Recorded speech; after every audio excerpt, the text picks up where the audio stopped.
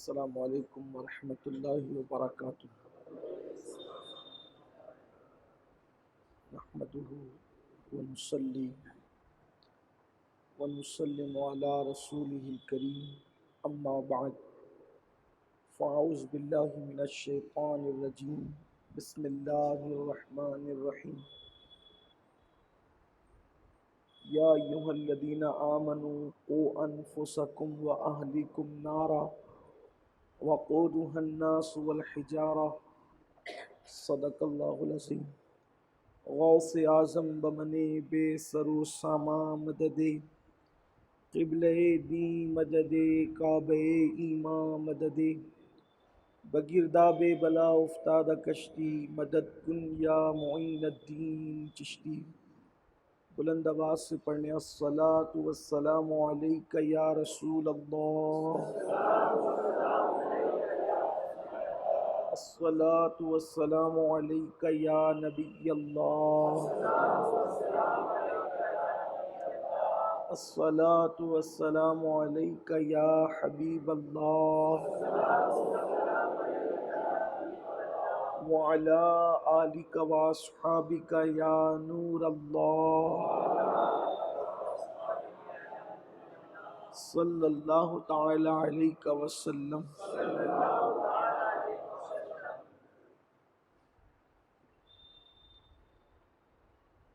جس آیہ کریمہ کی تلاوت کی ہے، اللہ رب العزت اس کے متعلق مجھے حق کہنے اور آپ تمامی حضرات کو حق سن کر اس پر عمل کرنے اور اسے عام کرنے کی توفیق عطا فرمائے۔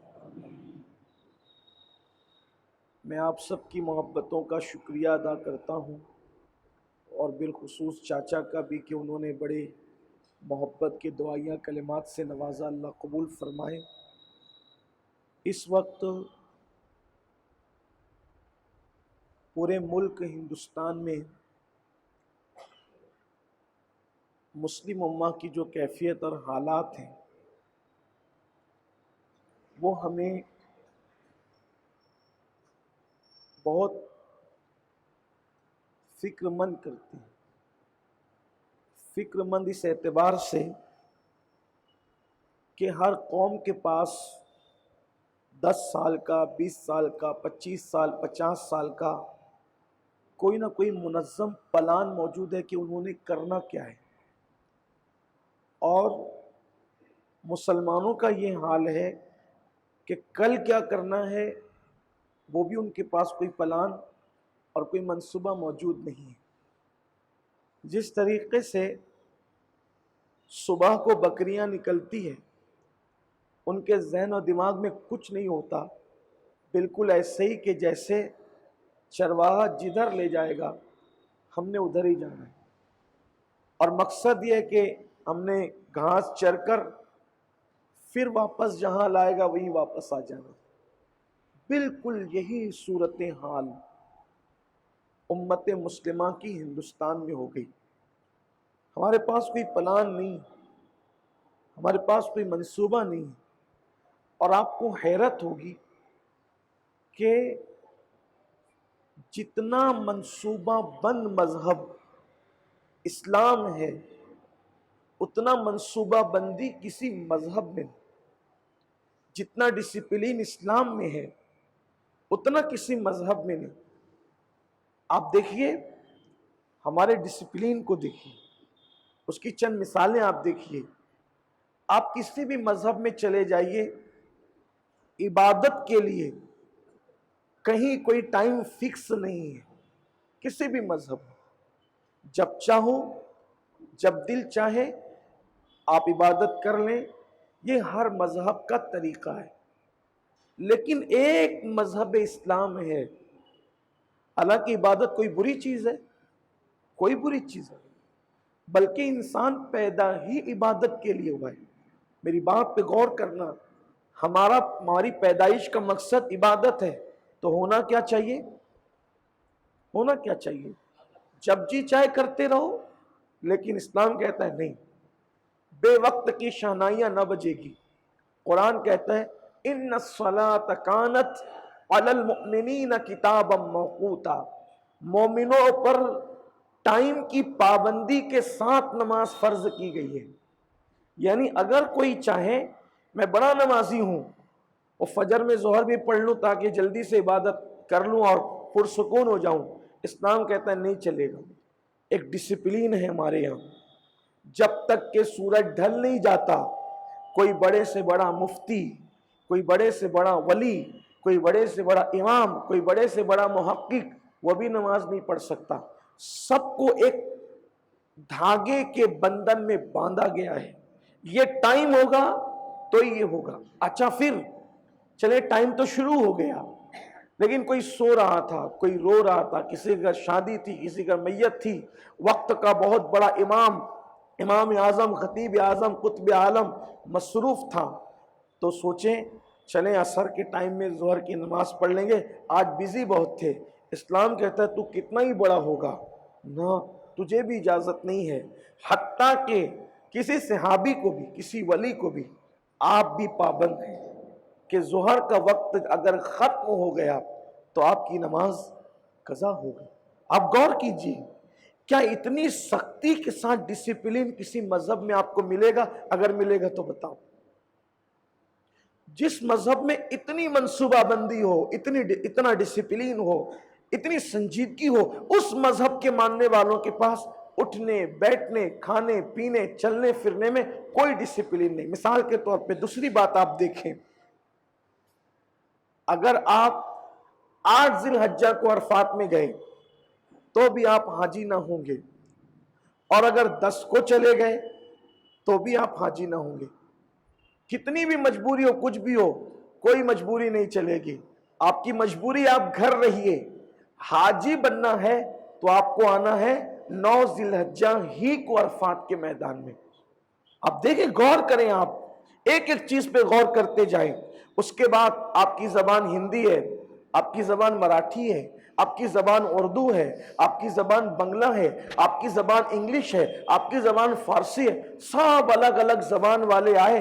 ڈسپلین دیکھیں، یہاں کسی کی زبان کی اونچ نیچ نہیں چلے گی، سب کو ایک ہی زبان بولنا ہوگا. لبیک اللہم لبیک لبیک لا شریک لک لبیک ان الحمد والنعمت لک والملک لا شریک لک، یہ پڑھنا ہوگا. اس کے بعد آپ کو کلر کالا پسند ہے، آپ کو کلر لال پسند ہے، آپ کو کلر ہرا پسند ہے، آپ کو کلر پیلا پسند ہے، سارے کلر اتار دو.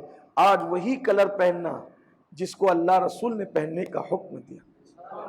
غور کریں، ڈسپلین دیکھیں، آپ اسلام کا نظم دیکھیں.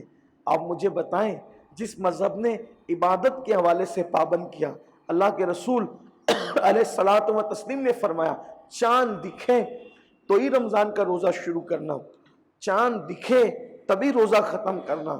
اگر آپ کو یہ ہوا کہ یار آج 29 شعبان تھی، پتہ نہیں چاند کا اعلان صحیح کیا یا نہیں کیا، چلو میں 30 شعبان کو بھی روزہ رکھ لوں، اللہ کے رسول فرماتے ہیں وہ ہم میں سے نہیں ہے. اعلان نہیں ہوا، رمضان شروع نہیں ہوا، تم نے جب تک کہ چاند کا اعلان نہیں ہوگا، سب لوگ متفقہ طور پہ اعلان نہیں کریں گے، تم یعنی ایک دن پہلے اگر آپ شروع کرنا چاہیں نہیں کر سکتے. نہیں بھئی، احتیاطاً ہو سکتا ہے کہ آج چاند ہو گیا ہو، کسی کو دکھا نہ ہو، غلطی سے اعلان میں تاخیر ہوئی ہو، کہ یہ سب نہیں چلے گا.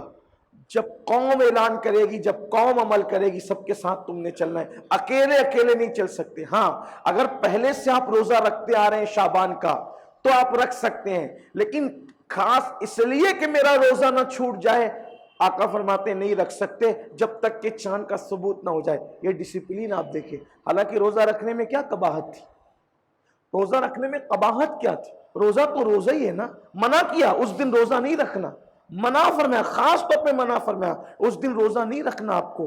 آپ مجھے بتائیں، یہ ہمارے مذہب کا ڈسپلین ہے. اور اب اس ڈسپلین کو دیکھتے ہوئے آپ مجھے بتائیں ہم کتنا ڈسپلین کے اندر ہیں. کیا ہمارے سونے کا کوئی وقت ہے؟ کیا ہمارے نیند سے اٹھنے کا کوئی وقت ہے؟ کیا ہمارے کھانے کا کوئی وقت ہے؟ کیا ہمارے لباس پہننے کا کوئی سٹائل ہے؟ کچھ بھی ہمارے پاس نہیں. ایک غیر منصوبہ بند طریقے سے بس زندگی کے شب و روز گزر رہے ہیں. اور یاد رکھیے، وہ مسافر کبھی منزل پر نہیں پہنچ سکتا جس کی منزل کا تعین نہ ہو. جس کی منزل مقرر نہ ہو. مثال کے طور پہ کوئی یہ سوچ کے گھر سے نکلے یار جدھر پہنچا دیا جائے گا پہنچ جائیں گے، زندگی بھر بھٹکتا رہے گا، کبھی اپنی منزل پر نہیں پہنچ سکے گا. بالکل ویسے ہی مسافر کی طرح ہم چل رہے ہیں جس کو اس کی منزل کا کوئی پتہ نہیں ہے. ارے اللہ کے بندو، گھر سے نکلنے سے پہلے انسان یہ طے کرتا ہے کہ میں نے کس منزل پر جانا ہے، کس شہر میں جانا ہے، کس گاؤں میں جانا ہے، کس علاقے میں جانا ہے. اسی کے بعد تو انسان گھر سے نکلتا ہے. ہم نے کوئی منزل کا تعین ہی نہیں کیا کہ ہم نے کرنا کیا ہے. بچوں کے بارے میں اپنا پلان کیا ہوگا، بچیوں کے بارے میں اپنا منصوبہ کیا ہوگا، اپنے خود کے بارے میں اپنا منصوبہ کیا ہوگا، ہمارے کل کے بارے میں اپنا منصوبہ کیا ہوگا. اس کے پاس ہمارے پاس کوئی پلان نہیں ہے. اور جو قوم پلان کے بغیر زندگی گزارتی ہے وہ قوم غلام بنا لی جاتی ہے. وہ ان قوم کی حیثیت جانوروں سے زیادہ بدترین ہو جاتی ہے. اور ایک بات یاد رکھنا، اگر آپ پہلے طے کرتے ہیں کہ میں نے کرنا یہ ہے تو اللہ کی مدد آپ کے ساتھ شامل حال ہوتی ہے. مثال کے طور پر سلطان صلاح الدین ایوبی کی مثال لوگ زیادہ دیتے ہیں، بات زیادہ کرتے ہیں. بڑا لیڈر ہے امت مسلمہ کا، بڑی شخصیت ہے امت مسلمہ کی، لیکن آپ کو پتا ہے اس شخص نے شب معراج میں امام صاحب سے خطاب سنا. یہ بھی بڑا مسئلہ ہے، بہت بڑا المیہ ہے. ہمارے جوان بہت شوق سے سننے آتے ہیں خطابات، لیکن جتنی دیر تک کے محفل میں ہیں بس اسی کا اثر ہے. محفل سے باہر گئے الفاظ ختم ہو، کوئی اہمیت نہیں ہے. شوق ہے بس سن لینا ہے. اور یہ قیامت کی نشانیوں میں سے ایک نشانی. اللہ کے رسول صلی اللہ علیہ وآلہ وسلم کے فرمان کا مفہوم ہے کہ قیامت کے قریب لوگ دین کی باتیں صرف رسمی طور پر سنیں گے، بس دل بہلانا ہے، رسم ادا کرنا ہے. اور کچھ لوگ تو ایسے جنہیں سننے کا شوق بھی نہیں ہے، وہ سوچتے کہ بھئی جلدی یہ ختم کرے، میں آیا نماز کے لیے، بات ختم ہو تو میں جلدی سے یہاں سے جاؤں. یہی فکر ہے.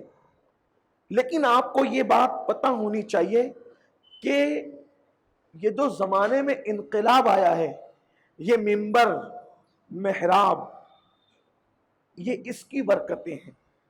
سلطان صلاح الدین ایوبی شب معراج میں، معراج کی شب میں اپنے محلے کی مسجد میں نفل پڑھنے کے لیے آئے، نماز پڑھنے کے لیے. مسجد کا امام منبر پہ بیٹھ کر کہہ رہا تھا، دیکھو اللہ کرے ہمارے محراب سے اس طرح کی باتیں بھی نکلے. ہم تو پتہ نہیں کہ کس بلا میں گرفتار ہے کہ اب تو محراب اور منبر کا مزاج بھی بدل گیا. جمعہ کا بیان کیوں شروع ہوا اس کا پتہ ہی نہیں لوگوں کو. پہلے جمعہ کا بیان نہیں ہوتا تھا. جمعہ کا بیان مقامی زبان میں سب سے پہلے جس نے شروع کیا وہ ہے امیر المومنین سیدنا عمر ابن خطاب رضی اللہ تعالیٰ عنہ. کیونکہ رسول اللہ کے ظاہری دور میں خطبہ ہوتا تھا، 2 خطبے. اور وہ خطبہ کیا ہوتا تھا؟ یہ وہ جو خطبے آپ سنتے ہیں نا ہر جمعہ کو، یہ خطبے نہیں ہوتے تھے. کیونکہ ان کی زبان عربی تھی تو وہ خطبے ہی میں نصیحت ہوتی تھی. خطبے کا مطلب وہ نصیحت ہوتی تھی. اللہ کے رسول نصیحت کرتے تھے، عنوانات پر ڈراتے تھے، گفتگو فرماتے تھے، اسی میں گفتگو ہو جاتی تھی سب خطبوں میں، کیونکہ ان کی زبان عربی تھی. لیکن جب اسلام عرب سے نکل کر عجم میں پہنچا، اور فاروق اعظم نے فرمایا انہیں عربی آتی نہیں، تو ان کو اپنی مقامی زبان میں کچھ واعظ و نصیحت کی جائے، واعظ و نصیحت کی جائے تاکہ وہ زندگی گزارنے کا اصول سیکھیں. اس مقصد کے تحت مقامی زبان میں جب وہ خطبے سے پہلے یا خطبے کے بعد، نماز کے بعد یا نماز سے پہلے یہ سلسلہ شروع کیا. اللہ سیدنا فاروق اعظم پہ رحمتیں فرمائے. کتنا بڑا کام کیا انہوں نے، بڑے بڑے کام کیے. بڑی عظیم ہستی ہے، میرے نبی کے جانشین دوم، بڑے عظیم انسان ہے. انہوں نے ایسے کچھ نئے کام شروع کیے جو انہی کا حصہ ہے. جیسے تراویح جماعت کے ساتھ، یہ فاروق اعظم کا حصہ ہے. اسی طریقے سے جو وہ بیت المال کا قیام، یہ انہی کا حصہ ہے. اسی طرح سے فوجوں کی ٹریننگ کا نظام انہی کا حصہ ہے. سٹیزن جو شہری ہوتے ہیں ان کو مہینہ وظیفہ دینا، ماہانہ وظیفہ دینا، یہ انہوں نے شروع کیا. یعنی انہوں نے ایسی چیزیں شروع کی جو انہی کا حصہ ہے. اور ایک بات آپ کو بتاؤں، جب وہ وظیفہ شروع کر رہے تھے، اپنے ہندوستان میں نہیں ہے، ان ممالک میں، ہندوستان، پاکستان جیسے، بنگلہ دیش جیسے ملکوں میں نہیں ہے. یورپ آپ چلے جائیں تو آپ کو پتہ چلے گا، جو وہاں کے شہری ہوتے ہیں، حکومت ان کو ہر مہینے کچھ نہ کچھ وظیفہ دیتی ہے. تو لوگ ناز کرتے ہیں، دیکھو وہ لوگ کیسے کرتے ہیں. ہم کہتے ہیں انہوں نے سیکھا کس سے، ذرا یہ تو بتاؤ. یہ خاص بات ہے مسلمانوں نے کوئی چیز کسی سے سیکھا نہیں تھا، لوگوں نے مسلمانوں سے سیکھا. ہاں، آپ سیکھنے والی قوم نہیں ہو، آپ سکھانے والی قوم. یہ جو ذہنی غلامی ہے نا، ذہنی غلامی کہ جو کر رہا ہے اس سے وہ چیز لے لو، نہ، ہمیں یہ کرنا ہی نہیں ہے. کیوں؟ اس لیے کہ چوری وہ کرتا ہے جس کے گھر میں دولت موجود نہ ہو، جس کا گھر دولت کے انبار سے بھرا ہوا ہو. اسے چوری کرنے کی، مانگنے کی ضرورت کیا ہے؟ ارے مصطفیٰ جان رحمت کی اداؤں سے اسلام کا گھر مکمل بھرا ہوا ہے، انہی کو دیکھتے جاؤ، زندگی گزارتے جاؤ. انہی کو دیکھو نا، ان کی راتیں، ان کی صبحیں، ان کی شامیں، ان کی عادتیں، ان کے شب و روز دیکھو. اللہ اکبر، ایسا حسن و جمال ہے. اگر نقل کر لو ان کی نقل کر لو تو اللہ کا بھی پیار ملے اور بندوں کا بھی پیار ملے. اللہ نے اپنے محبوب بننے کا جو طریقہ بتایا، کیا بتایا؟ فرمایا قل ان کنتم تحبون اللہ فاتبعونی یحببکم اللہ. اے محبوب ان سے فرما دو کہ اگر تم اللہ کے محبوب بننا چاہتے ہو، اللہ فرماتا ہے ان سے کہو کہ میرے پیچھے پیچھے چلو، یعنی میری اداؤں کو اختیار کرو، تم میرے محبوب بن جاؤ گی. تو میرے آقا صلی اللہ علیہ وآلہ وسلم کے دیوانوں، عرض یہ کر رہا تھا، آج ہم ذہنی غلامی کا شکار. ذہنی غلامی کا مطلب کہ کوئی بھی کچھ بھی کر رہا ہو اس سے وہ لیں گے. یہ بھی نہیں دیکھتے کہ اچھی چیز ہے کہ بری چیز ہے، نہیں، بس لے لیا. حالانکہ ہمیں کسی اور کو نہیں دیکھنا. جیسے آپ دیکھیے آج ہمارے نوجوانوں میں جو شراب کی اور نشے کی جو لت ہے، آپ اس کی سب سے بڑی وجہ، کوئی کچھ بھی سمجھے، میں فلموں کو سمجھتا ہوں، سیریلوں کو سمجھتا ہوں. کیوں؟ کیونکہ فلموں میں دیکھا، سیریلوں میں دیکھا کہ کوئی محبت میں ناکام ہوا، ٹینشن میں ہوا، نشہ کرنے لگا، تو یہ بھی نقل کرتے ہیں، نشہ کرتے ہیں اور اس میں تباہ ہو جاتے ہیں. اللہ کے بندو، یہ سمجھتے کیوں نہیں ہو کہ اس کی 3 گھنٹے کی فلم میں وہ پیدا بھی ہوتا ہے، اس کی پوری زندگی ختم ہو جاتی ہے. ہماری زندگی 3 گھنٹے نہیں ہے، ہمیں تو پوری زندگی مکمل کرنا ہے. ہم 3 گھنٹے کے لیے تھوڑی پیدا ہوئے. اگر ہم بھی 3 گھنٹے کے لیے پیدا ہوئے ہوتے تو جو چاہتے کر لیتے، لیکن وہ 3 گھنٹے کی فلم ہے، وہ ناٹک ہے، وہ ناٹک ہے، وہ کھیل ہے، وہ تماشا ہے.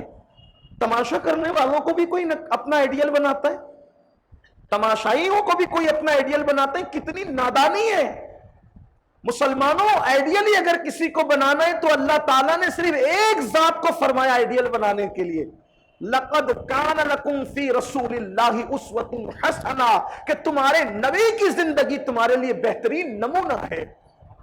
کوئی اور انسان کے بارے میں نہیں کہا کہ اس کو آئیڈیل بنانا، استاد کو آئیڈیل بنانا، پیر کو آئیڈیل بنانا، امام کو آئیڈیل بنانا، نہ. کیونکہ اسلام جانتا ہے، اللہ کے علم میں یہ بات ہے، امام 10 باتیں اچھی کرے گا، ہو سکتا ہے غلطی اس سے ہو جائے، ممکن، پوسیبل ہے. استاد 10 باتیں اچھی کرے گا، ایک بات اس سے غلط ہو جائے، اگر وہ آئیڈیل بن گیا تو 9 باتیں آدمی صحیح کرے گا، 10ویں بات میں جیسے اس نے غلطی کی اس میں بھی غلطی کرے گا. آئیڈیل وہ ہو جو کبھی غلطی کر ہی نہ سکے. آئیڈیل وہ ہو جو کبھی غلطی کر ہی نہ سکے، بلکہ غلطی اس کے قریب سے کبھی گزر نہ سکے. جو صرف معصوم نہ ہو بلکہ سید المعصومین ہو، اس کے مسکرانے کا انداز بھی منفرد ہو، اس کے رونے کا انداز بھی منفرد ہو. آپ کو میں پوچھتا ہوں، توجہ کرنا، اگر آدمی ہنستا ہے تو بھی لوگ اس کا مذاق اڑاتے ہیں. دیکھو کیسے ہنس رہا ہے. کچھ لوگ کی نقل اتاری جاتی ہے نا کیسے، کیونکہ وہ ہنستا ہے تو عجیب، کچھ لوگ ہنستے تو عجیب ہنستے، کچھ روتے تو ان کی مذاق بنتی ہے، وہ کیسے رو رہا ہے. مگر قربان جائے، حضور کا ہنسنا بھی دیکھیں اور حضور کا رونا بھی دیکھیں. لکھا ہوا ہے کہاں کیسے ہنسے، کتنا ہنسے، کب ہنسے.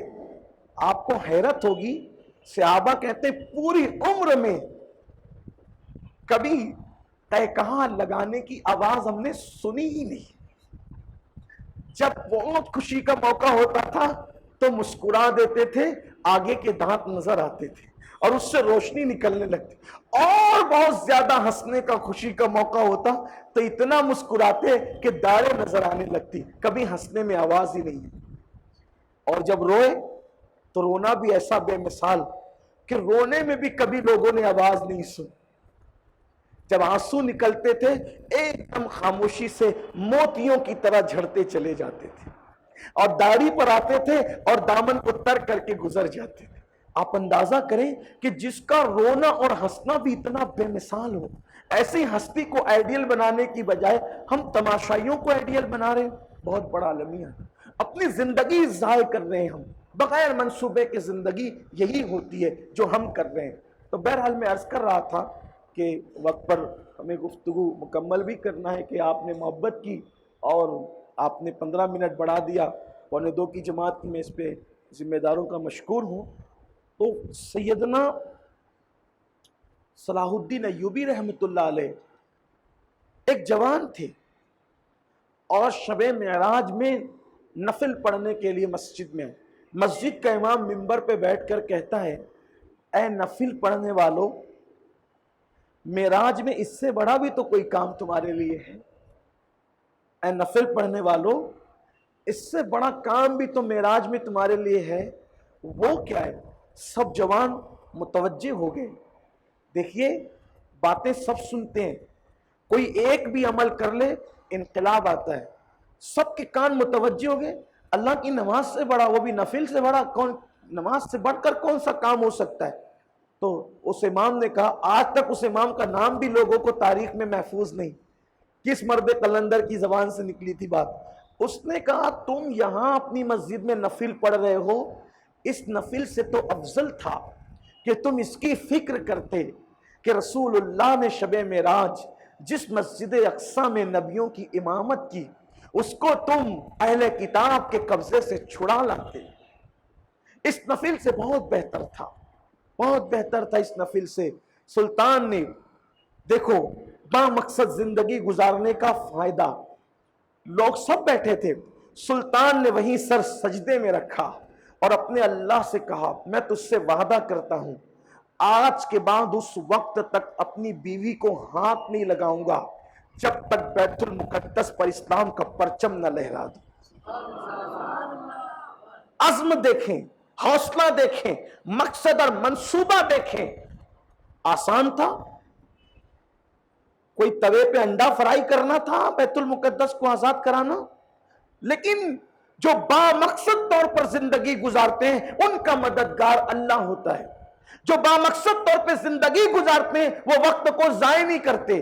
آج مسلمانوں کے پاس کیا مقصد ہے، کیا ایم ہے ہماری زندگی کا؟ ماں مجھے بتائیں ہم کس طرح جی رہے ہیں؟ اور پھر حیرت آپ کو ہوگی کہ اس جوان نے کوشش شروع کی، جب اس نے اپنی زندگی کا آغاز کیا تو ایک معمولی سپاہی تھا، ایک معمولی سپاہی سے اس نے اپنی زندگی کا آغاز کیا، اور جب وہ آنکھیں بند کر رہا تھا تو دنیا اسلام کا وہ سب سے بڑا سپہ سالار تھا۔ یعنی قوم کے لیے جن کے سینوں میں منصوبے ہوتے ہیں، اللہ کبھی ان کو ضائع نہیں فرماتا، ذلیل نہیں فرماتا۔ اور اتفاق دیکھیے، جس دن صلاح الدین نے پلان بنایا تھا بیت المقدس کی آزادی کا، وہ دن، وہ شب معراج تھی، اور جس دن مسلمانوں کو چابیاں مل رہی تھی عیسائیوں کے ہاتھوں سے، وہ 26 رجب کا دن تھا، اور آنے والی شام 27 رجب کی تھی۔ سلطان نے کہا، کتنا خوبصورت دن ہے کہ آج رجب کی 26 تاریخ گزر کے 27ویں شب آئے گی تو معراج ہوگی۔ اور صلاح الدین نے جب چابیاں لی تو آنکھوں میں آنسو آ گئے، محلے کی مسجد میں نماز ادا کرنے گئے تھے، اور آج شب معراج میں نوافل پڑھیں گے مسجد اقصی کے اندر۔ اسی رات اللہ تعالیٰ نے مسجد اقصی پر اسلام کا پرچم لہرایا۔ کہنے کی بات یہ، ایک مقصد ہو۔ اب کیا مقصد ہونا چاہیے یہ تو آپ سنیں، با مقصد کیا ہونا چاہیے؟ جو پیرنٹس ہیں، ماں باپ ہیں، ان سے میری گزارش ہے، پہلی چیز یہ کہ اپنے بچوں کو تربیت کا ایک نظام دیجیے۔ بچوں کی تربیت یہ سب سے بڑا کام ہے، یہ سب سے بڑا اس وقت ہمارا کام ہے، بچوں کی صحیح تربیت کرنا۔ ہم نہیں کر پا رہے۔ ہمارے بچے جو ایک ایک نئی نئی قسم کی گالیاں دیتے ہیں، وجہ ہمارے گھر کا ماحول، ہمارا تربیت نہ کرنا۔ نمبر 2، بچوں کی تربیت کے لیے ان کو ٹائم دینا ضروری۔ ایک کسان سے، ایک مالی سے سیکھیے، اگر وہ اپنے گلشن کو ہرا بھرا رکھنا چاہتا ہے تو وہ صبح سے لے کے شام تک ان پودوں میں ہی لگا رہتا ہے۔ اگر مالی سو جائے جا کر کے تو اس کے پودوں کو گھن کھا لے گی، اس کے پودوں کو کیڑے کھا لیں گے، کبھی اس کے گلستان میں بہار نہیں آئے گی، پھول نہیں آئیں گے۔ اگر اپنے گلستان کو ہرا بھرا سرسبز و شاداب دیکھنا ہے تو اس میں آپ کو ٹائم دینا پڑے گا۔ یقین سے کہیے، ہم ہوٹلوں پہ جتنا ٹائم دیتے ہیں، کیا ہم نے کبھی گھروں میں اتنا ٹائم دیا؟ میں یہ نہیں کہتا ہوں ہوٹلوں میں نہ جاؤ، جائیں آپ، لیکن اسلام کہتا ہے جہاں بھی جاؤ۔ اچھا، اسلام کسی بھی جائز جگہ پہ جانے سے منع نہیں کرتا، یہ اسلام کی خاص بات ہے۔ میں تو لوگوں کو یہ کہتا ہوں، جتنے انجوائے کی اجازت اسلام دیتا ہے اتنے انجوائے کی اجازت کسی مذہب میں ہے ہی نہیں۔ یہ ایک الگ ٹاپک ہے، لیکن آپ دیکھیں اسلام منع نہیں کرتا۔ ہوٹل میں جانا ہے جاؤ، پارک میں جانا ہے جاؤ، بازار میں جانا ہے جاؤ، شہروں کی سیر و تفریح کے لیے جانا ہے جاؤ، عمارتیں دیکھنے جانا، کہیں منع نہیں کرتا۔ لیکن کنڈیشن کیا لگاتا ہے پتہ ہے؟ جتنی ضرورت ہے بس اتنی دیر کے لیے جاؤ، اس کے بعد وہاں سے نکل جاؤ۔ میں اس کو قرآن سے بتاتا ہوں آپ کو، دیکھیے قرآن کیا کہتا ہے؟ یا ایھا الذین آمنوا اذا نودی للصلاۃ من یوم الجمعہ، اے ایمان والو جب تم جمعہ کی اذان سنو تو کیا کرو؟ اذا نودی للصلاۃ من یوم الجمعہ فاسعوا الی ذکر اللہ وذروا البیع، اپنا کاروبار بند کر دو، خرید و فروخت بند کر دو، اور کہاں جاؤ؟ فاسعوا الی ذکر اللہ، دوڑو اللہ کے ذکر کی طرف، اللہ کی عبادت کی طرف۔ صحیح، یہی ہے قرآن کا حکم۔ اب آپ آ گئے مسجد میں، مسجد میں آ گئے، اذان ہو گئی، نماز ہو گئی، بیان ہو گیا، سلام ہو گیا، دعا ہو گئی، صحیح ہے، نماز ہو گئی، نماز پڑھ لی۔ تب قرآن نے کہا تھا کاروبار بند کر کے کہاں جاؤ؟ مسجد میں۔ تو مسجد میں بیٹھے رہے، اب کام ہو گیا، نماز ہو گئی، مطلب کام ہو گیا، کیا کریں؟ قرآن کہتا ہے فَإِذَا قُضِيَتِ الصَّلَاةُ فَانْتَشِرُوا فِي الْأَرْضِ يَبْتَغُونَ مِنْ فَضْلِ اللَّهِ، کام ہو گیا نا، مسجد سے نکل جاؤ، باہر ہو جاؤ، باہر ہو جاؤ۔ اللہ باہر جا کے کرے کیا؟ کیا کرنا ہے باہر؟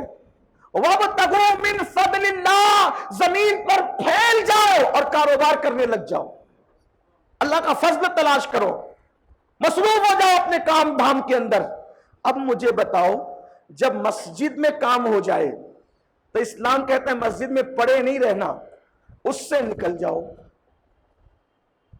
وہ گپ شپ کی جگہ نہیں، وہ بیٹھنے کی جگہ نہیں، وہ دنیا کی باتیں کرنے کی جگہ نہیں، وہ سونے کی جگہ نہیں، وہ کھانے کی جگہ نہیں، وہاں نماز ہے، عبادت، عبادت ہو گئی، کام ہو گیا، نکلو وہاں سے۔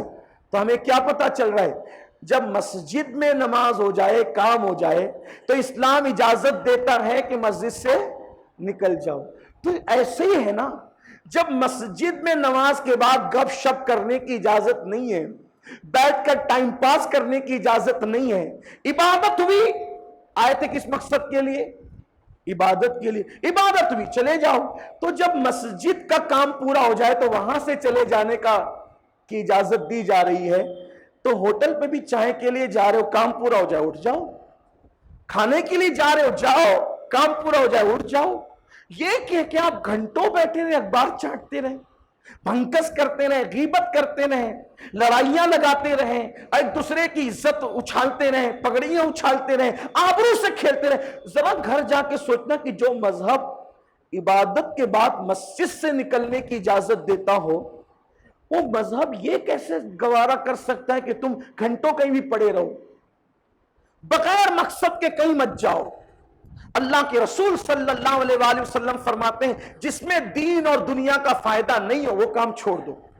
کام صرف آپ کو وہی کرنا ہے یا تو جس میں آپ کا مذہب کا فائدہ ہو یا تو آپ کی دنیا کا فائدہ ہو. دین دنیا کا جس میں فائدہ نہیں ہے وہ کام آپ نے چھوڑ دینا ہے. یہ حسن اسلام ہے. بلکہ فرمایا دنیا کا سب سے اچھا انسان وہ ہے جو ان کاموں کو چھوڑ دیتا ہے جس میں نہ فائدہ ہے نہ نقصان ہے, بس فائدے کا کام کرتا ہے. اب میں آپ سے پوچھتا ہوں, یہ جو موبائل پر میرے جوان گھنٹوں گیم کھیلتے بیٹھے ہوتے ہیں, آپ بتائیں اس میں آپ کا فائدہ کیا؟ آپ بتائیں کیا فائدہ ہے؟ اب آپ کہیں گے کوئی فائدہ نہیں ہے, تو میں آپ کو ایک کام دیتا ہوں. آپ ایک کام کریں, جتنے ٹائم میں آپ گیم کھیلتے تھے کوئی اسلامی لٹریچر میں سے, اسلامی کتب میں سے کتاب لے لیں آپ, اور روزانہ 1 گھنٹے میں آپ کو 10 صفحات پڑھنا ہے. کتنے صفحات؟ 10 صفحات. 10 صفحات اگر آپ پڑھیں گے تو 1 گھنٹے میں ہو جائیں گے وہ 10 صفحات. اگر آپ 1 سال تک کے کتابوں کے 10 صفحات پڑھتے رہے, روزانہ کتنے صفحات پڑھیں؟ 10 صفحات. تو جب 1 سال مکمل ہوگا تو آپ کتنے صفحات پڑھ لیں گے پتہ ہے؟ 7,500 صفحات کے آپ عالم بن جائیں گے. آپ نے صرف 1 گھنٹہ دیا روزانہ ایک کتاب کے 10 صفحے پڑھنے کے لیے. 1 سال میں آپ کتنے صفحات کے عالم کہتے ہیں؟ جاننے والے کو, علم والے کو. آپ کو کتنے صفحات کا علم مل جائے گا 1 سال میں؟ 7,500 صفحات کا آپ کو علم مل جائے گا. اگر آپ نے 1 گھنٹہ صحیح طور پہ استعمال کیا تو آپ کا یہ فائدہ ہوا. اسی طرح اگر آپ اپنی پوری زندگی کو صحیح استعمال کریں تو آپ کا کتنا فائدہ ہوگا. با مقصد زندگی گزاریے, اولاد کی تربیت کیجیے. اچھی طرح یاد رکھنا, اور اولاد کی تربیت میں وہ کس کی صحبت میں رہتے ہیں اس پر آپ کی نظر چیل کی طرح ہونا چاہیے. اپنے بچوں کو غلط صحبت سے بچائیے, اس لیے کہ انسان کے بڑھنے کا سبب بھی صحبت ہوتی ہے اور انسان کے بگڑنے کا سبب بھی صحبت ہوتی ہے.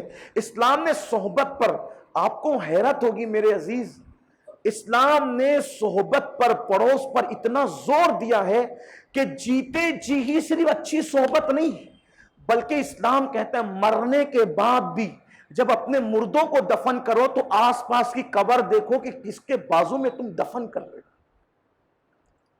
یعنی صرف زندگی میں صحبت نہیں, مرنے کے بعد بھی.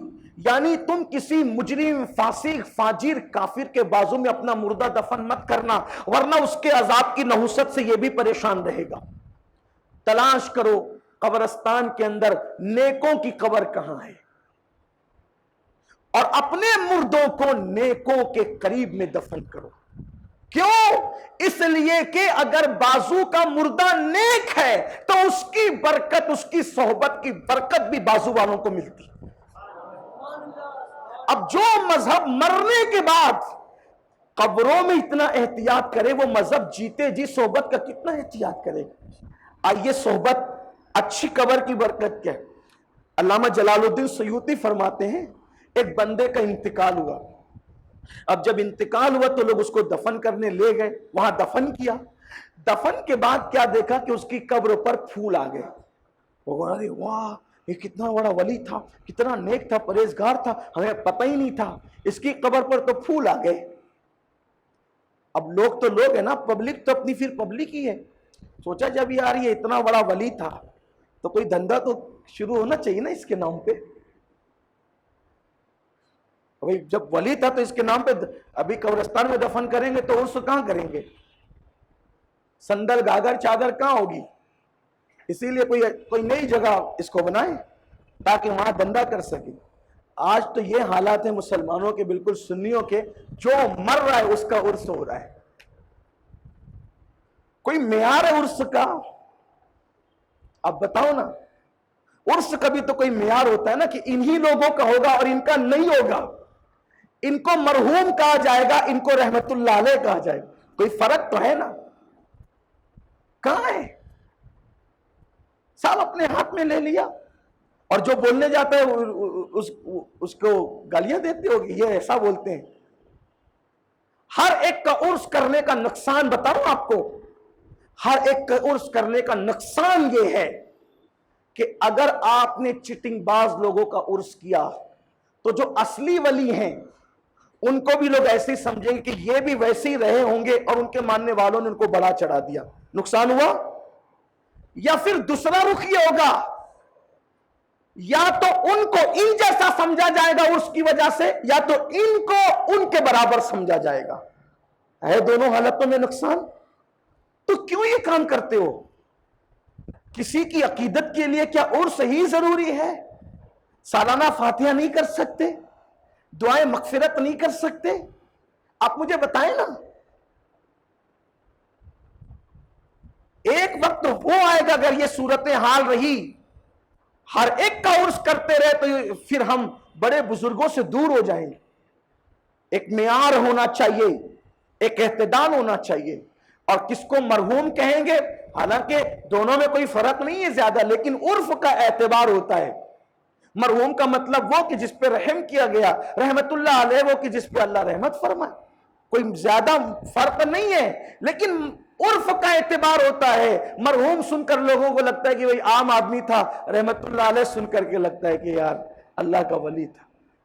آج کل تو جو قرضے چھوڑ کر گئے وہ بھی رضی اللہ عنہ کہے جا رہے ہیں. کیا حال ہے میری قوم کا، سوچے نہ ذرا. جن کے بارے میں مشہور تھا کہ وہ کبھی رمضان شریف کے روزے بھی نہیں رکھتے تھے، وہ بھی رضی اللہ عنہ کہے جا رہے ہیں. کوئی شعور تو ہوتا ہے. دین کے ساتھ یہ مذاق ہوگا اور سب چپ رہیں گے؟ کوئی ہے بولنے والا حق کے لیے؟ کسی کے منہ میں ہے زبان؟ ہم کہاں ہیں؟ ہم دین سے کہیں باہر نہ ہو جائیں. دین سے کہیں لوگ دودھ میں پانی ملاتے ملاتے ایک وقت ایسا آئے گا کہ دودھ میں پانی نہیں ملتا رہے گا، پھر پانی میں دودھ ملنے لگے گا. یہی صورتحال ہوگی. یہ بھی چلے گا، یہ بھی چلے گا، یہ بھی چلے گا. ایک وقت ایسا آئے گا کہ سب چلے گا، پانی ہی رہ جائے گا. دین کا دودھ کہاں رہے گا؟ آنے والی نسلوں کو دین کہاں ملے گا؟ آنے والی نسلوں کو آپ صحابہ اتنے کٹر اور مضبوط تھے. ایک شخص فرض نماز کے بعد سلام پھیر کر جلدی سے کھڑا ہوا سنت ادا کرنے. فاروق اعظم نے ہاتھ پکڑ کے کھچ کے بٹھایا. نماز ہی تو پڑھ رہا ہوں. کہا کہ کچھ وقفہ دے فرض اور سنت کے درمیان. کہیں اس کے درمیان وقفہ نہ دینے کی وجہ سے لوگ اس کو بھی آنے والی نسل فرض ہی سمجھنے نہ لگے. اس لیے تھوڑا وقفہ دے تاکہ دونوں میں فرق ہو جائے کہ فرض الگ ہو گئی، اب اس کے بعد سنتیں اور نفل الگ ہو گئی. یہ ان کی سوچ تھی، دور اندیشی تھی. اس لیے میری گزارش ہے آپ سے، اگر میری بات بری لگے تو معاف کرنا. میں تو آپ کے محلے کا ہی ہوں اور آپ کا بچہ ہوں، لیکن اگر میں حق کہہ رہا ہوں تو اس کو قبول کرنا چاہیے. اب میری بات غلط ہے تو ہوں تو آپ ہی کے محلے کا بچہ، آپ میری اصلاح کر سکتے ہیں. میں نے کب آپ کی بات ماننے سے انکار کیا؟ لیکن اگر میری بات سچی ہے تو آپ کو ماننا چاہیے. بات چلے میں سمیٹ لوں، بات ختم کر دوں، وقت بھی ہو گیا. عرض میں آپ کے سامنے یہ کر رہا تھا کہ جب اس کو دفن کیا وہاں اور پھول قبر پہ آ گئے اور لوگوں نے کہا کہ بھئی اس کو الگ دفن کریں گے تاکہ اس کا مزار بنے گا، اس کا مزار بنے گا، اس سے کچھ فائدہ ہو. جب اٹھا کے اور جگہ لے کر گئے تو وہاں سانپ آ گیا. کیا آ گیا؟ سانپ. ارے اور گھسا قبر میں، یہ کیا ہو گیا؟ تو ایک اللہ کے ولی صاحب کشف موجود تھے، آنکھیں بند کی، انہوں نے کشف کیا. حالانکہ یہ بات کشف والی سب کو ہضم نہیں ہوتی، لیکن ہم اہل سنت مانتے ہیں، اور جو مانتے ہیں انہی کے لیے باتیں کی جاتی، جو انکار کرتے ہیں ان کے لیے نہیں ہے. آنکھ بند کی کشف کیا، کہ اللہ کے بندو یہ مجرم اور پاپی ہی تھا، وہاں دفن کیا تو بھی، یہاں دفن کیا تو بھی. کافر کا بات اتنی تھی کہ نصیب سے وہ جو بازو کی قبر تھی وہ ایک ولی کی تھی، تو اس کی صحبت کی برکت سے اس سے عذاب رکا ہوا تھا. اور جب صرف یہی یہ آ گئے نا جناب تو اصلیت اوپن ہو گئی. تو آپ بتائیں کہ قبروں کے لیے بھی یہ ہے کہ دیکھو کہ بازو میں ہے کون. یوں ہی تھوڑی صدیق اکبر دعا کرتے تھے اور فاروق اعظم دعا کرتے، مولا تیرے محبوب کے قدموں میں جگہ عطا فرما.